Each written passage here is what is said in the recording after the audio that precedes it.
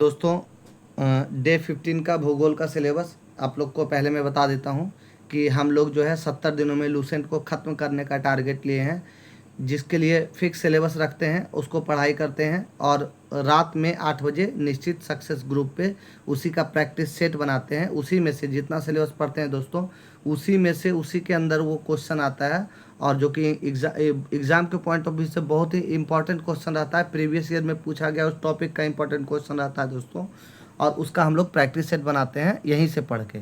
इसको पढ़ाई करते हैं और वहाँ से उसका प्रैक्टिस सेट बनाते हैं, जो कि हर दिन हम लोग का क्यों चल रहा है दोस्तों। 15वां दिन आज है, 15 दिन हम लोग पहुँच चुके हैं। इसी प्रकार से 70 दिनों में लूसेंट को हम लोग हर सब्जेक्ट को पूरी तरह से ख़त्म कर देंगे। तो आइए भूगोल में पढ़ते हैं डे 15 का सिलेबस कि हम लोग को भूगोल में 15वां दिन क्या पढ़ना है दोस्तों, हम लोग को आज पढ़ना है 15वां दिन अंटार्कटिका। ठीक है दोस्तों, हम लोग जो है इसके ऊपर हम लोग पढ़ाई कर चुके हैं। आप लोग को एक बार दिखा दें कि हम लोग उत्तरी अमेरिका पढ़ चुके थे। अब आगे हम लोग पढ़ने जा रहे हैं अंटार्कटिका। ठीक है दोस्तों, तो यहाँ पे आते हैं। अब अंटार्कटिक महाद्वीप की खोज जो है कैप्टन जेम्स क्लार्क रॉस, कौन किए थे? Captain James Clark Ross. किसकी? अंटार्कटिक की महाद्वीप की। कब? 1911 ईस्वी में किए थे। अंटार्कटिक महाद्वीप विश्व का 5वां बड़ा महाद्वीप है। विश्व का 5वां बड़ा महाद्वीप है कौन? अंटार्कटिक। ठीक है दोस्तों, यह दक्षिणी गोलार्ध में स्थित है। कहाँ? दक्षिणी गोलार्ध। आप लोग उत्तरी गोलार्ध दोस्त दक्षिणी गोलार्ध जानते होंगे दोस्त, कि उत्तरी गोलार्ध दक्षिणी गोलार्ध क्या है। वैसे मैं यहाँ पे एक बार आपको जल्दी जल्दी बता देता हूँ कि ये जो हमारा ग्लोब है, पृथ्वी है। ठीक है दोस्तों, ये जो पृथ्वी है हम लोग का, ये जो हम लोग का पृथ्वी है दोस्तों, इसको दो भागों में काटती है। क्या? भूमध्य रेखा। ठीक है दोस्तों, विषुवत रेखा जिसको कहते हैं, 0 डिग्री रेखा कहते हैं या भूमध्य रेखा कहते हैं। ये तो ऊपर का जो पार्ट है वो उसको आप लोग को जैसे बताए थे, ऊपर नॉर्थ और नीचे साउथ है। तो ऊपर का जो भाग है, आधा भाग, उसको उत्तरी गोलार्ध कहते हैं और नीचे का जो भाग है उसको दक्षिणी गोलार्ध कहते हैं दोस्तों। तो ये कहाँ है? अंटार्कटिक जो है दक्षिणी गोलार्ध में पड़ता है। ठीक है दोस्तों, में स्थित है। यह वैज्ञानिकों को पृथ्वी के बारे में अधिक जानकारी देने के अनोखे अवसर प्रदान करता है। ठीक है दोस्तों, क्या करता है?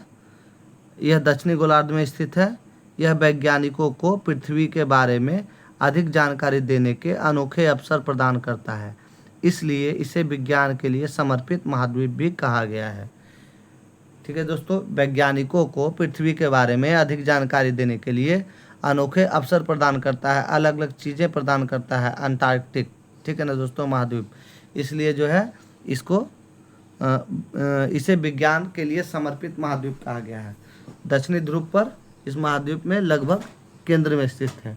कहाँ? दक्षिणी ध्रुव पे इस महाद्वीप, दक्षिणी ध्रुव जो है इस महाद्वीप के लगभग केंद्र में स्थित है दोस्तों।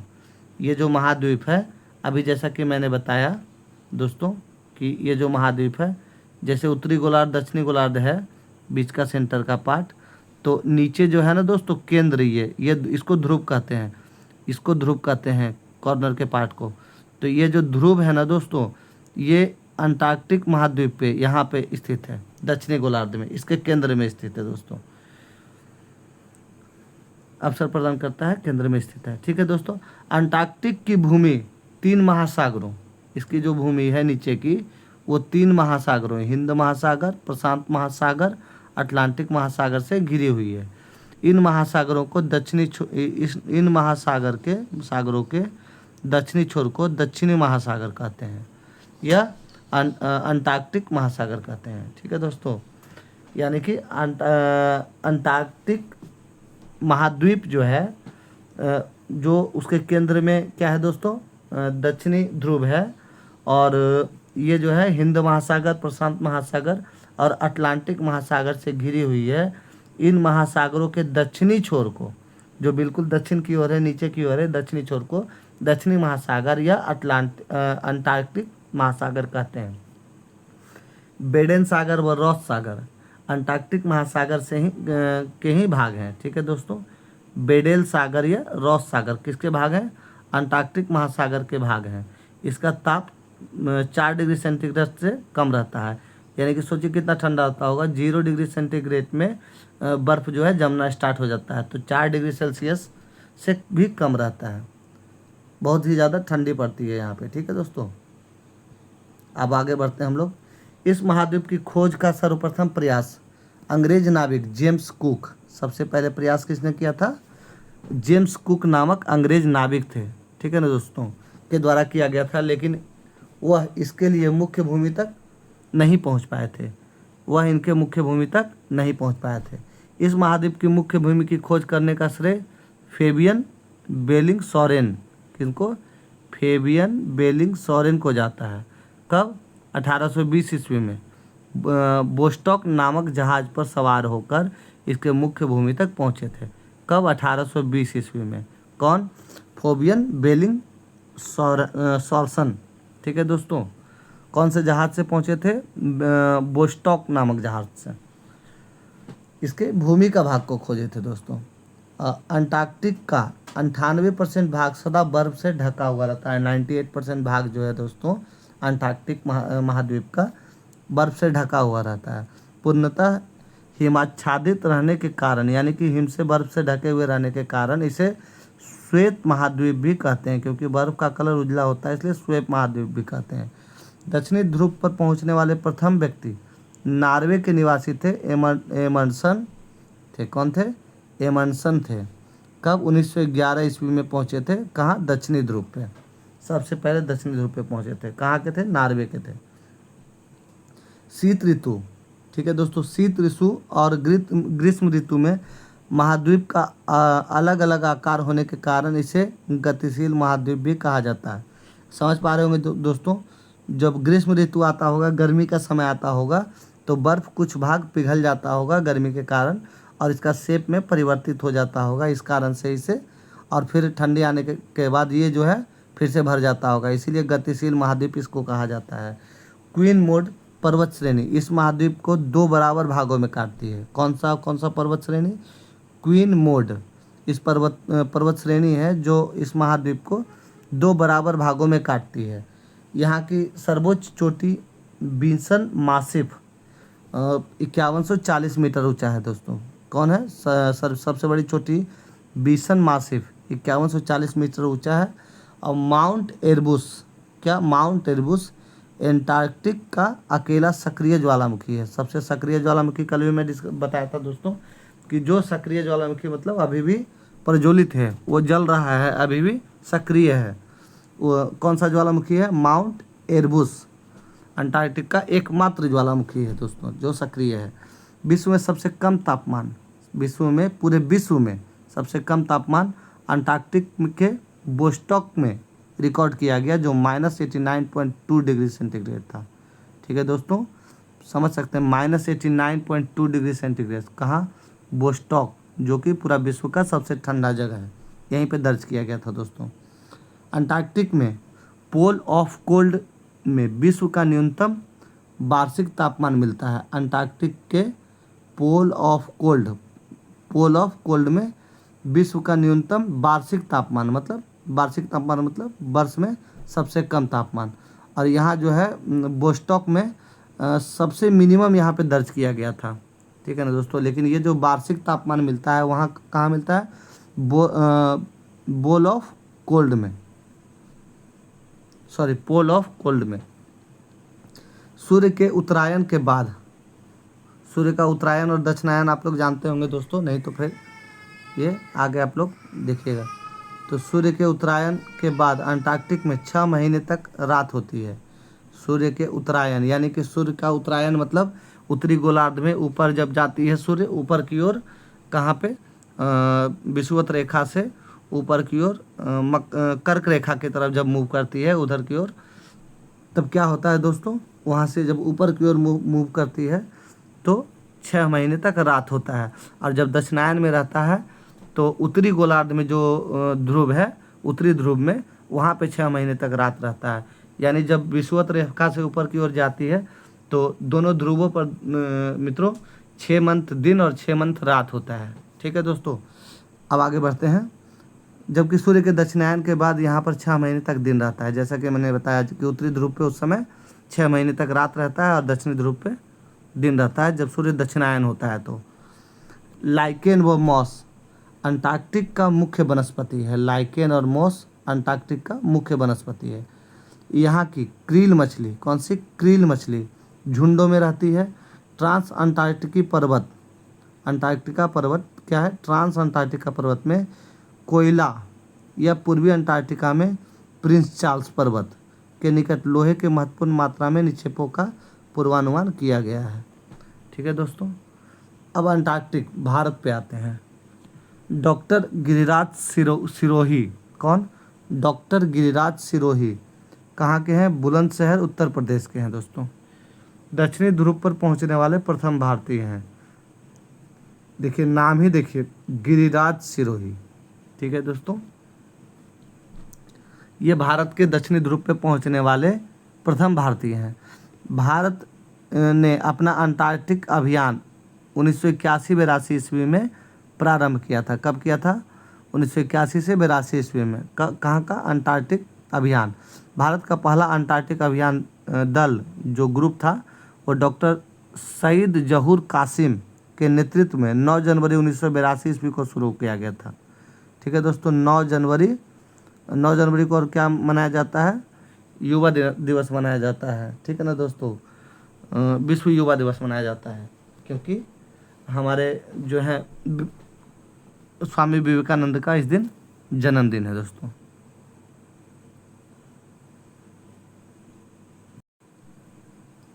भारत ने अंटार्कटिक में अपना पहला शोध केंद्र यानी रिसर्च स्टेशन कहाँ? दक्षिणी गंगोत्री 1983 1983 ईस्वी में स्थापित किया, जो अब नष्ट हो गया है। ठीक है दोस्तों, भारत अंटार्कटिक में अपना पहला शोध केंद्र जो है वो दक्षिणी गंगोत्री 1983 ईस्वी में स्थापित किया था, जो अब नष्ट हो गया है। 1989 ईस्वी में दूसरे भारतीय शोध केंद्र मैत्री की स्थापना की गई।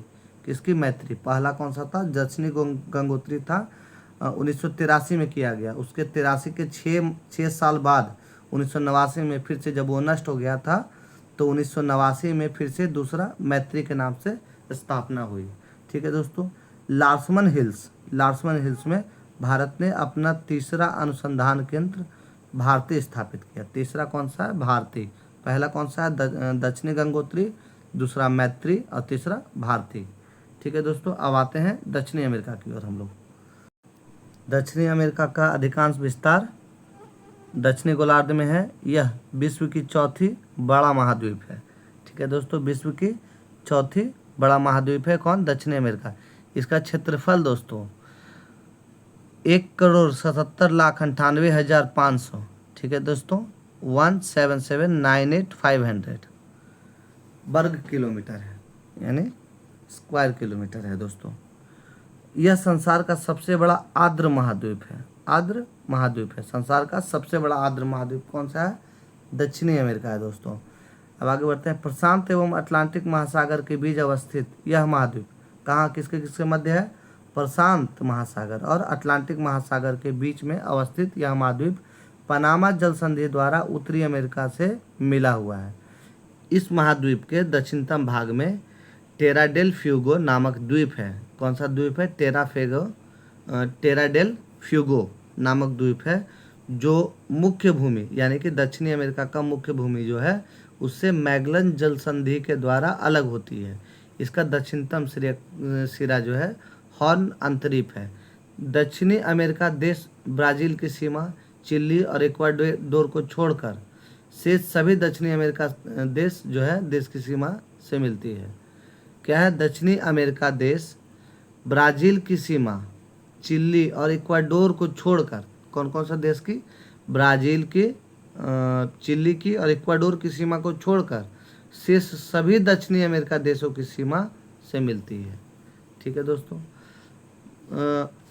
भूमध्य रेखा जो है भूमध्य रेखा पर स्थित दक्षिणी अमेरिका के देश कौन कौन से हैं? भूमध्य रेखा पे जो देश हैं दक्षिणी अमेरिका के वो इक्वाडोर, कोलंबिया एवं ब्राज़ील है। कौन कौन सा? इक्वाडोर, कोलंबिया एवं ब्राज़ील है दोस्तों। आप लोग समझ पा रहे होंगे भूमध्य रेखा के बारे में, तो जानते ही होंगे कि जो हमारा ग्लोब है उसके जो बीच की जो रेखा है उसको भूमध्य रेखा कहते हैं और उसके एक सिरा में उत्तरी अमेरिका और दक्षिणी अमेरिका है इधर साइड में दोस्तों। जैसे यहाँ पे अगर एशिया है तो यहाँ पे फिर यूरोप है, यहाँ अफ्रीका है, इधर उत्तरी अमेरिका दक्षिणी अमेरिका है, इस साइड में ऑस्ट्रेलिया है, इधर अंटार्कटिक है। तो ये सब आप लोग को पता होगा दोस्तों। वैसे वर्ल्ड मैप के माध्यम से आप लोग इसको देख सकते हैं। तो आगे बढ़ते हैं हम लोग।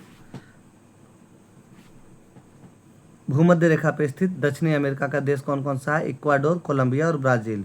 इक्वाडोर, कोलंबिया एवं ब्राज़ील। दक्षिणी अमेरिका में पेरू, बोलिविया सीमा पर विश्व की सबसे अधिक ऊंची नौकायान झील टिटिकाका। विश्व की सबसे ऊंची झील कौन सी है? टिटिकाका। ठीक है दोस्त, इसकी ऊंचाई कितनी है? 3811 मीटर की ऊंचाई पर है। यह बोलिविया पठार पर स्थित है। ठीक है दोस्तों, टिटिकाका सबसे ऊंची झील को इसको ऐसे याद रखेंगे कि टी यानी कि टी और उसके ऊपर भी टी, तो क्या हो गया? ऊंचा हो गया। ठीक है दोस्तों, ये पहले से ऊंचा था और भी हो गया तो ऊंचा हो गया, तो बहुत ही ऊंचाई पे है जो है टिटिकाका। ठीक है ना दोस्तों, तो टिटिकाका झील जो है सबसे ऊंचाई पर स्थित है। कौन सी, कहाँ? पेरू बोलिविया सीमा पर। ठीक है ना दोस्तों, इसकी ऊंचाई कितनी है? 3811 मीटर की ऊंचाई पर है। अब आते हैं माराकाइबो झील। माराकाइबो झील जो है उत्तरी पश्चिमी वेनेजुएला में एक लैगून झील है जो दक्षिणी अमेरिका की सबसे बड़ी झील है। ठीक है दोस्तों, माराकाइबो झील जो है उत्तरी पश्चिमी वेनेजुएला में एक लैगून झील है। कैसी झील है? लैगून झील है जो दक्षिणी अमेरिका की सबसे बड़ी झील है। उसका नाम क्या है दोस्तों? माराकाइबो झील। लैगून झील के बारे में मैं आप लोग को बता देता हूँ दोस्तों कि लैगून झील का परिभाषा होता है, जैसे कोई महासागर है, समुद्र है, तो उससे अलग होकर कोई जल का भाग, कोई या रेत जमा हो जाए या किसी प्रकार का रुकावट आ जाए और उससे अलग एक जल का भाग बन जाए जिसमें कि जल रहे, उसको लैगून कहा जाता है। तो माराकाइबो झील जो है वो उत्तरी पश्चिमी वेनेजुएला में एक लैगून झील है।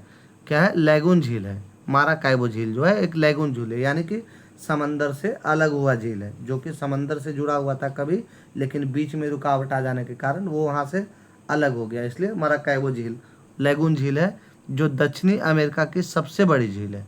दक्षिणी अमेरिका की सबसे बड़ी झील है दोस्तों।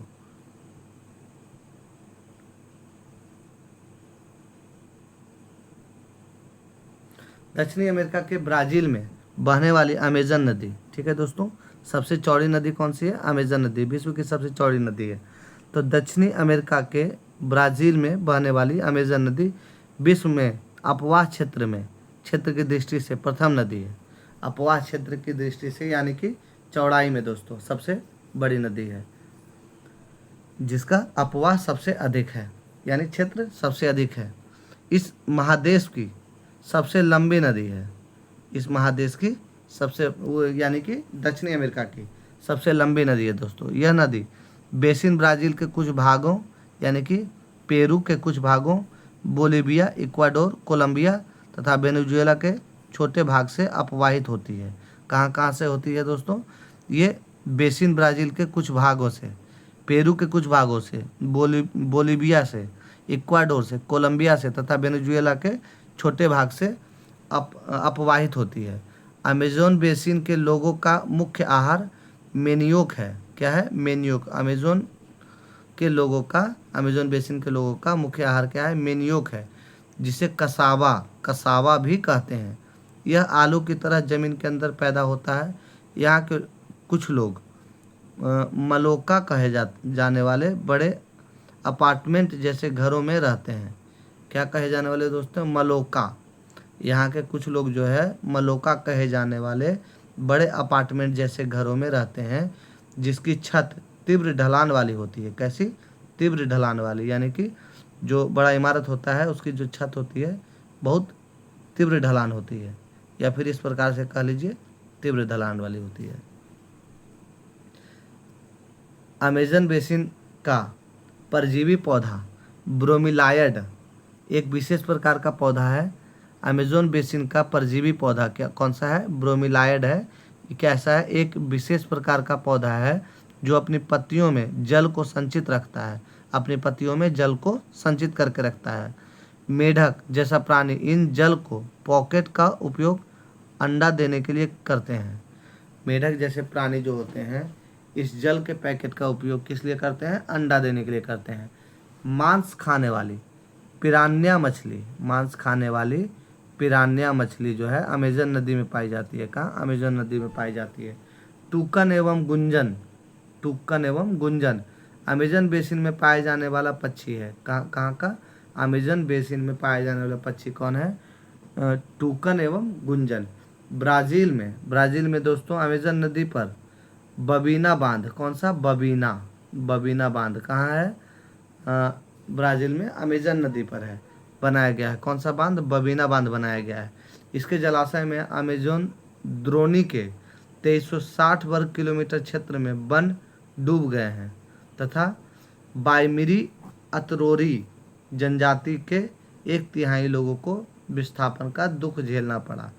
ठीक है दोस्तों, तो ये जो बांध है ब्राज़ील में अमेजन नदी पे बबीना जो बांध बनाया गया है, इसके जलाशय में, यानी कि बांध बनने के बाद जो जल का जमा हुआ, पानी जो जमा हो गया जलाशय में, अमेजन द्रोणी के 2360 वर्ग किलोमीटर क्षेत्र में वन डूब गया। जो वन में, जो जंगल में रहते थे बहुत सारे बाइमिरी अतरोरी जनजाति जो थे वहाँ रहते थे, और जो यहाँ पे बांध बना तो 2360 वर्ग किलोमीटर जो वन का क्षेत्र है वो पानी में डूब गया, और इस कारण से जो है इन जनजातियों को वहाँ से 1/3 जनजातियों को वहाँ से विस्थापन करना पड़ गया, वहाँ से जाने का दुख झेलना पड़ गया दोस्तों। अब आगे बढ़ते हैं। वेनेजुएला में कैरो नदी, ठीक है दोस्तों, वेनेजुएला का कैरो नदी ओरिनिको नदी की सहायक नदी है। किसकी? ओरिनिको नदी की सहायक नदी है कैरो नदी। तो वेनेजुएला में कैरो नदी पर स्थित एंजिल नामक झरना, कौन सी? एंजिल, एंजिल नामक झरना विश्व का सबसे ऊंचा झरना है। पूरे विश्व का सबसे ऊंचा झरना कौन सा? एंजिल। ठीक है ना ठीक है ना दोस्तों, एंजिल नामक झरना है। 979 मीटर की ऊंचाई है। यह गुयाना पठार में स्थित है। कहाँ? गुयाना पठार में स्थित है। दक्षिणी अमेरिका में चिली अर्जेंटीना सीमा पर विश्व का सबसे ऊंचा ज्वालामुखी ओजेस डेल सलाडो, कौन सा? ओजेस डेल सलाडो एंडीज पर्वतमाला में स्थित है। क्या है? सबसे विश्व का सबसे ऊंचा ज्वालामुखी है दोस्तों। कौन सा है? ओजेस डेल सलाडो। कहाँ का है? एंडीज पर्वतमाला में स्थित है। ये दक्षिण अमेरिका चिली अर्जेंटीना सीमा पर स्थित है दोस्तों। दक्षिण अमेरिका का वर्षा वन, दक्षिण अमेरिका का वर्षा वन का स्थानीय नाम क्या है? सेल्वास। दक्षिण अमेरिका का वर्षा वन का नाम क्या है? सेल्वास है। दक्षिण अमेरिका में अमेजन द्रोणी के वनों का बाल्सा, बाल्सा नामक संसार की सबसे हल्की लकड़ी मिलती है। अमेरिका के अमेजोन द्रोणी के वनों में बाल्सा नाम की जो लकड़ी है दोस्तों वो संसार में सबसे हल्की लकड़ी है। ठीक है दोस्तों, वो वहीं पे मिलती है। कहाँ? अमेजन द्रोणी में। कहाँ? दक्षिणी अमेरिका में। ठीक है दोस्तों, एंडीज पर्वतमाला के पूर्वी ढलानों में के वनों में मोन्टाना, मोन्टाना कहते हैं। एंडीज पर्वतों के पूर्वी ढलानों के वनों को मोन्टाना कहते हैं, मोन्टाना कहते हैं। ठीक है दोस्तों, दक्षिणी अमेरिका में पाया जाने वाला केंडोर पक्षी, कौन सा? केंडोर पक्षी संसार का सबसे बड़ा शिकारी पक्षी है। दक्षिणी अमेरिका में पाया जाने वाला केंडोर पक्षी संसार का सबसे बड़ा शिकारी पक्षी है। रिया, रिया न उड़ सकने वाली पक्षी है। कैसे? इसका नाम क्या है? रिया, और ये उड़ नहीं सकती है। ये सबसे बड़ी शिकारी पक्षी, संसार की सबसे बड़ा शिकारी पक्षी है दोस्तों। अफ्रीका के शुतुरमुर्ग, अफ्रीका के शुतुरमुर्ग एवं ऑस्ट्रेलिया के एमू की तरह, यानी कि अफ्रीका का जो शुतुरमुर्ग है दोस्तों वो और ऑस्ट्रेलिया का एमू, ये दोनों भी उड़ नहीं सकता है। जैसे रिया नहीं उड़ सकने वाली पक्षी है उसी प्रकार से। ठीक है दोस्तों, प्यूमा एवं जगुआर, प्यूमा एवं जगुआर दक्षिणी अमेरिका का शिकारी जानवर है। क्या क्या कौन कौन है? प्यूमा और जगुआर दक्षिणी अमेरिका का एक शिकारी जानवर है, शिकारी जानवर है। ये बंदरों तथा पेड़ों पर रहने वाले दूसरे जीवों का शिकार करते हैं। बंदरों एवं पेड़ों पर रहने वाले दूसरे जीवों का शिकार करते हैं दोस्तों। एंडीज पर्वतमाला के ऊंचे भागों को लामा कहा जाता है। एंडीज पर्वतमाला के ऊंचे भागों को लामा पाया जाता है, ऊंचे भागों में लामा पाया जाता है। सॉरी दोस्तों, एंडीज पर्वत के ऊंचे भागों में लामा पाया जाता है, जो बोझ ढोने के काम आता है। किस लिए काम आता है? बोझ ढोने के काम आता है। अब देखिए, हम लोग पढ़े थे दोस्तों बायोलॉजी के पार्ट में कि ऊंट और लामा ये दो ऐसे मतलब स्तनधारी होते हैं जिनके जो ब्लड में है, ब्लड सेल जब हम लोग पढ़ रहे थे तो इनके ब्लड में न्यूक्लियस पाया जाता है, बाकी किसी भी स्तनधारी में न्यूक्लियस नहीं पाया जाता है। तो ये वही लामा है जो जानवर होते हैं जिनके द्वारा एंडीज पर्वतमाला के ऊंचे भागों में इसके द्वारा बोझ ढोने का काम करवाया जाता है। पहाड़ पे इनसे बोझ ढुलवाया जाता है दोस्तों। ग्वानको एक प्रकार का जंगली लामा है दोस्तों। क्या? ग्वानको एक प्रकार का जंगली लामा है जो पेंटागोनिया के मरुस्थल में पाया जाता है। पेंटागोनिया के मरुस्थल में पाया जाता है। इस महादेश के बोलिविया राज्य की राजधानी लापाज विश्व की सबसे अधिक ऊंचाई पर स्थित राजधानी है। कौन सी? बोलिविया की राजधानी लापाज। ठीक है दोस्तों, राज्य राजधानी हम लोग को याद करना बहुत इंपॉर्टेंट है। आगे हम लोग याद करेंगे जब हम लोग भूगोल का 2 पार्ट में लेके चल रहे हैं। तो जल संधि खत्म होने वाला है, धीरे धीरे हम लोग बढ़ेंगे याद करने योग्य तथ्य में।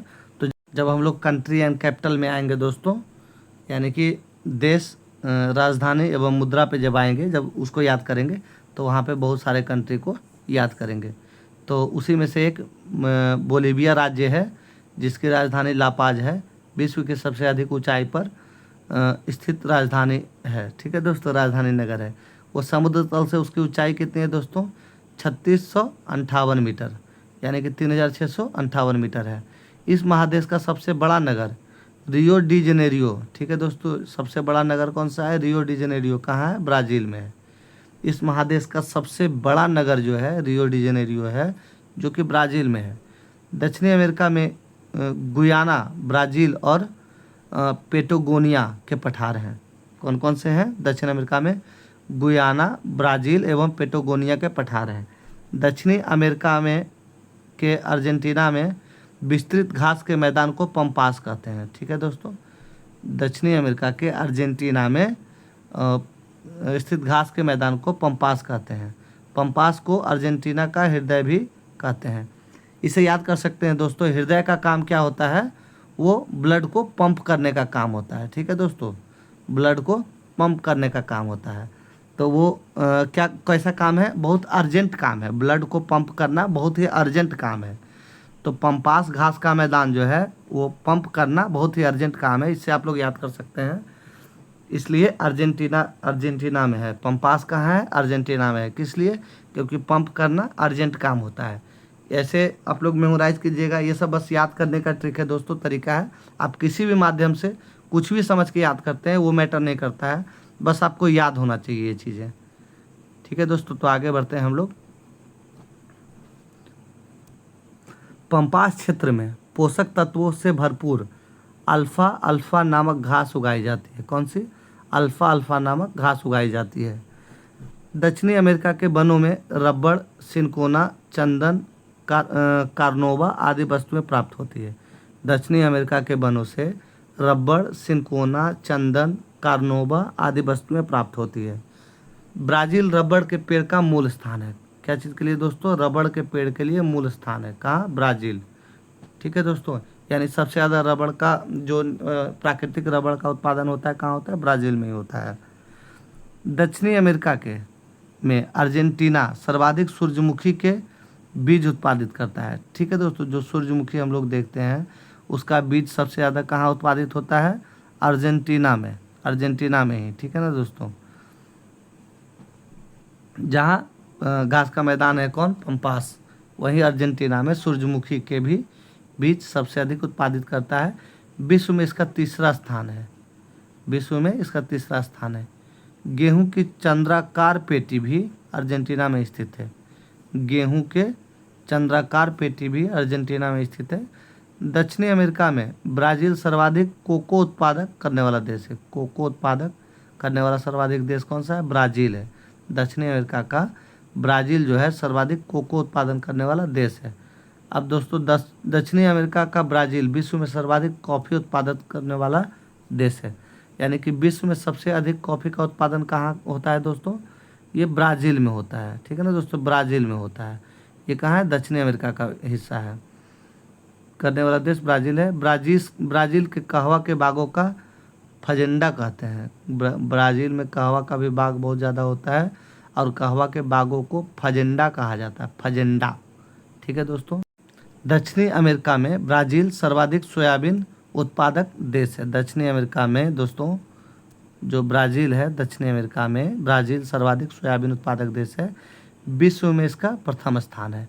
यानी सोयाबीन उत्पादन में ब्राज़ील का विश्व में प्रथम स्थान है। यानी कि सबसे ज़्यादा सोयाबीन कहाँ उत्पादित किया जाता है दोस्तों? ब्राज़ील में उत्पादित किया जाता है। ठीक है दोस्तों, अब आगे बढ़ते हैं हम लोग। चिली का चुकीकामाता तांबा खान। ठीक है दोस्तों, कहाँ है? चिली में। चिली कंट्री है दक्षिणी अमेरिका का। उसका चुकीकामाता तांबा खान जो है दक्षिणी अमेरिका के एंडीज पर्वत पर 3000 मीटर की ऊंचाई पर स्थित है। इसे विश्व की तांबा की राजधानी भी कहा जाता है। किसको? चुकीकामात को। चिल्ली का जो है चुकीकामात तांबा खान जो है वो दक्षिणी अमेरिका का एंडीज पर्वत पर 3000 किलोमीटर की ऊंचाई पर पाया जाता है। इसे विश्व का तांबा राजधानी कहा जाता है। ठीक है दोस्तों। दक्षिणी अमेरिका में ब्राज़ील सर्वाधिक मैग्नीज उत्पादक देश है। दक्षिणी अमेरिका में ब्राज़ील जो है सर्वाधिक मैग्नीज का उत्पादक देश है। सबसे ज़्यादा मैग्नीज कहाँ होता है? ब्राज़ील में होता है। ठीक है दोस्तों, इसको आप इम्पोर्टेंट पॉइंट को नोट कर लीजिएगा कि चिल्ली का जो चुकी का माता तांबा खान है वो किस लिए है? तांबा के लिए है। उसी तरीके से ब्राज़ील का सर्वाधिक मैग्नीज उत्पादन करता है। दक्षिण अमेरिका का ब्राज़ील सर्वाधिक जो है मैग्नीज उत्पादन करता है।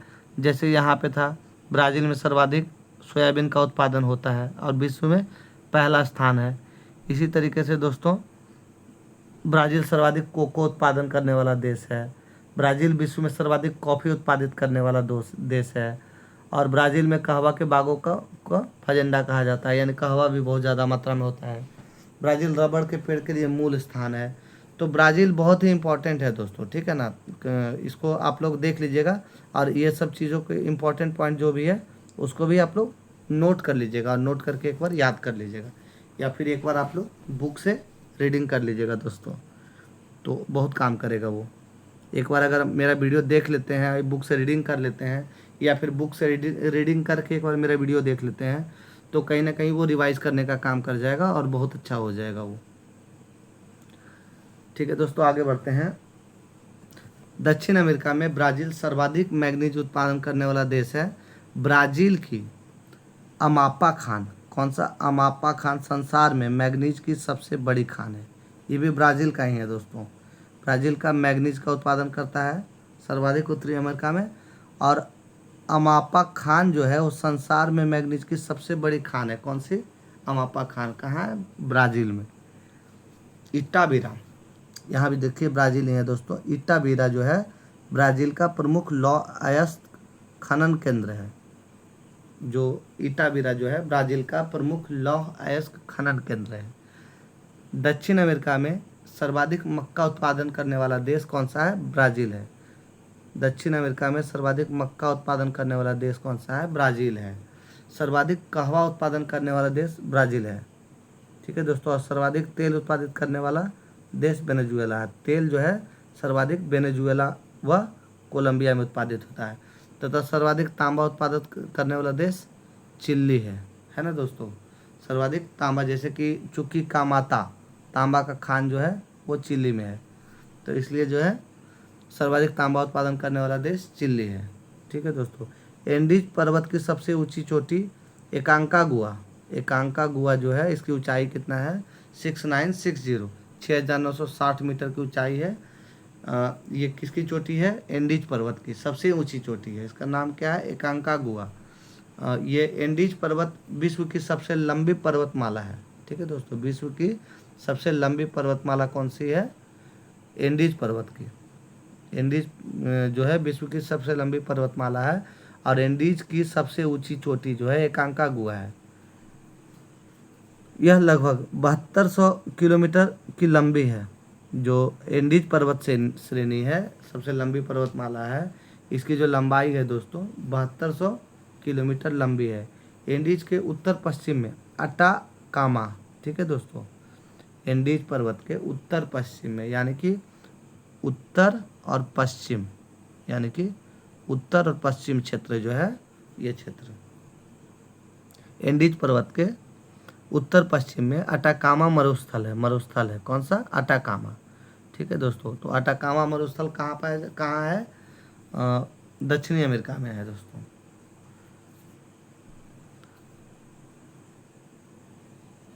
दक्षिण अमेरिका के मध्यवर्ती भाग में उत्तरी चिली में स्थित अरिका, उत्तरी चिली में स्थित अरिका जो है, अरिका विश्व का शुष्कतम स्थान है, यानी कि सूखा, सबसे ज़्यादा सूखा स्थान है विश्व का। कौन सा? अरिका। ये कहाँ है? उत्तरी चिली में है दोस्तों। अर्जेंटीना के विशाल पशु फार्मों को एक्टांसिया और यहाँ के पशु चालकों को ग्वांको कहते हैं। क्या कहते हैं? ग्वांको। पशु चालकों को ग्वांको कहते हैं और पशु फार्मों को क्या कहते हैं? एक्टांसिया, ठीक है दोस्तों। अटाकामा मरुस्थल में नाइट्रोजन के भंडार हैं। यहाँ वर्षा का न होना वरदान ही सिद्ध हुआ है। यहाँ पे नाइट्रोजन की मात्रा बहुत ज़्यादा है, नाइट्रोजन का भंडार बहुत ज़्यादा है, यानी कि यहाँ वर्षा न होना भी वरदान ही सिद्ध हुआ है, ठीक है दोस्तों। वर्षा यहाँ पे नहीं होता है, इस कारण से नाइट्रोजन का भंडारण यहाँ पे बहुत ज़्यादा है। विश्व में कहवा का पात्र विश्व में कहवा का पात्र ब्राज़ील है, ठीक है दोस्तों। कहवा का पात्र ब्राज़ील है। विश्व में कहवा की मंडी और सओ पाउलो है। कहवा की मंडी कौन सी है? सओ पाउलो है। दक्षिण अमेरिका का कहवा का निर्यात करने वाला प्रमुख सेंटास पतन है। पतन मतलब क्या होता है दोस्तों? पतन मतलब समुद्री मार्ग से जो आते हैं, जहाँ पे, जिसको बंदरगाह या पतन कहते हैं। तो दक्षिण अमेरिका का कहवा निर्यात करने वाला प्रमुख सेंटास पतन है, ठीक है दोस्तों। अर्जेंटीना का प्रमुख कपास उत्पादक क्षेत्र चौको का मैदान है। कौन सा? चौको का। अर्जेंटीना का मुख्य कपास उत्पादक क्षेत्र कौन सा है? चौको का मैदान। किस चीज़ के लिए? कपास के लिए है। कहाँ है? अर्जेंटीना का है। दक्षिणी अमेरिका का सर्वाधिक मछली पकड़ने वाला देश कौन सा है? पेरू की राजधानी लीमा है।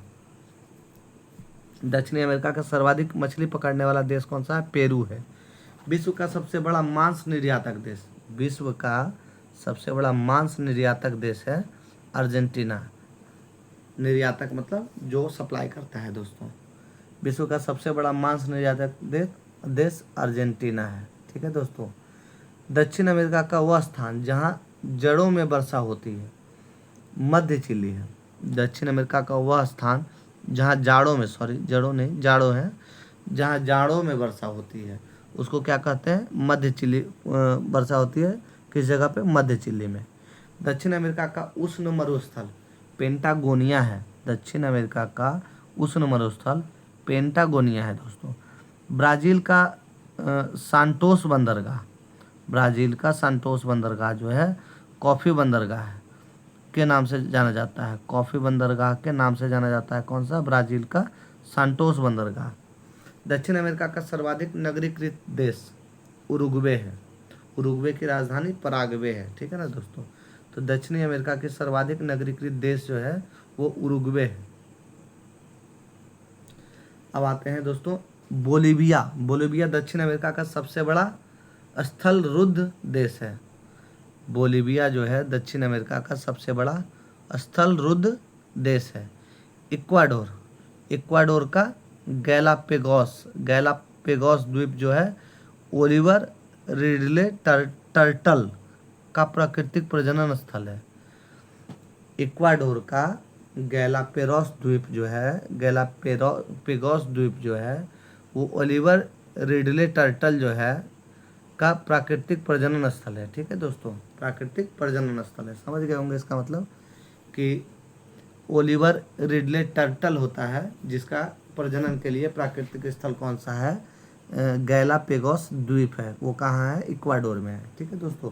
दक्षिणी अमेरिका के पश्चिमी तटवर्तीय क्षेत्रों में समुद्री पक्षियों से प्राप्त खाद्य को ग्वानो कहते हैं।